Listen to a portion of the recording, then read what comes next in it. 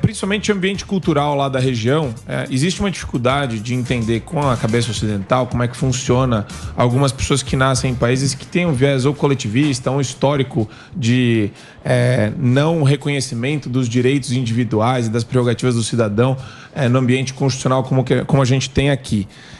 E isso, principalmente colocando dentro desse bojo, a questão que a gente viu agora, que repercutiu do Zelensky banir 11 partidos de oposição, e tem também acusações de antes da guerra que ele perseguia alguns opositores do governo também.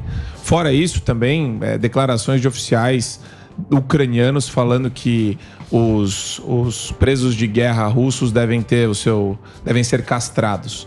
Quer dizer, existe um lado feio da Ucrânia que a mídia ou a grande imprensa está escondendo para fazer essa dinâmica de preto e branco, de bom versus mal?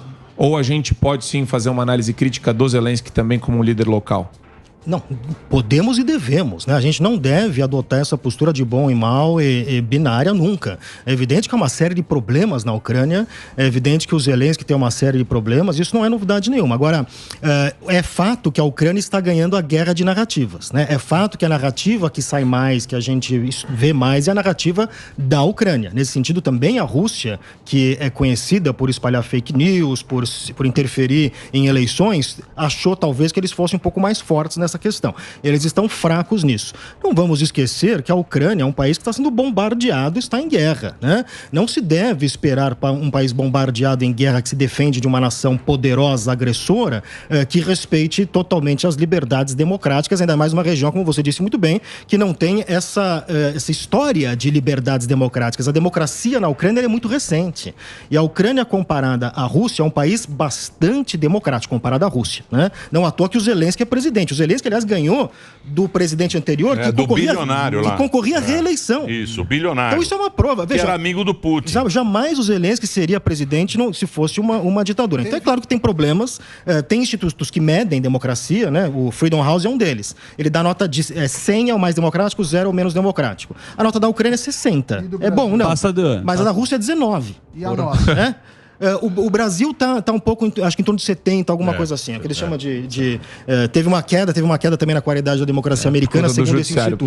Mas tem gente que mede isso, né? Então não tem como comparar o avanço democrático. Aliás, eu acho que essa é uma questão que a gente tem que tratar. Isto é o que parece que ameaça ao Putin. A grande ameaça ao Putin é ter uma democracia vizinha, próxima à Rússia, que seja próspera, que seja associada ao Ocidente e que alguns russos comecem a olhar, e tem muitos russos que moram na Ucrânia e falam, olha, aqui tá melhor, aqui nós temos liberdade. Isto é a grande ameaça pro Putin. Que na verdade é a ameaça vezes 3, porque a Ucrânia tem o histórico que a gente já falou aqui, a Ucrânia tem o histórico cultural, os russos se veem próximo, a civilização russa começa em Kiev, começa lá na parte da Ucrânia. A Ucrânia era o maior país satélite da União Soviética. Tinha tudo meio primo. Sim. Tudo meio primo, agora, né? A Polônia, a Ucrânia, a Rússia, é tudo meio primo. Muito perto. Mas a Ucrânia especificamente muito próximo culturalmente da Rússia.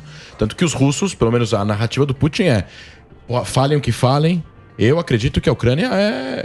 povo. É o mesmo povo. São os russos. São os eslavos. Só aquele bombardeio. Eu gosto de uma guerra também. Agora, André... Gosto de guerra, hein? Você também gosta lá. Você gosta? Você gosta de uma guerrinha? Eu gosto. Gosta. Vai, povo guerreiro. Não, sim. Povo guerreiro. Pô, o povo eslavo não é um povo guerreiro? Então, é que na verdade, assim, o que o professor falou, né? Você é atacado, respondendo a pergunta, também dando uma opinião própria.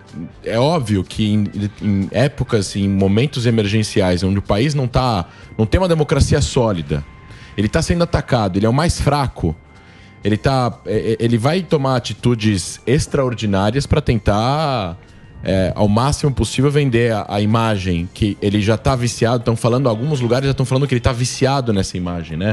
O Zelensky está viciado nessa imagem de Salvador, de líder herói. Então, mas ele é ator também, hein? Ele é ator. Ele é ator, é igual o Reagan. No final das contas, assim, não tirou a razão dele. Ele tem que usar de todo o meio que ele tem. Essa é a ferramenta. Para tentar ganhar isso. E politicamente ele ganhou já. Eu acho. Politicamente ele fala com 8 a 10 líderes mundiais por dia. Tá?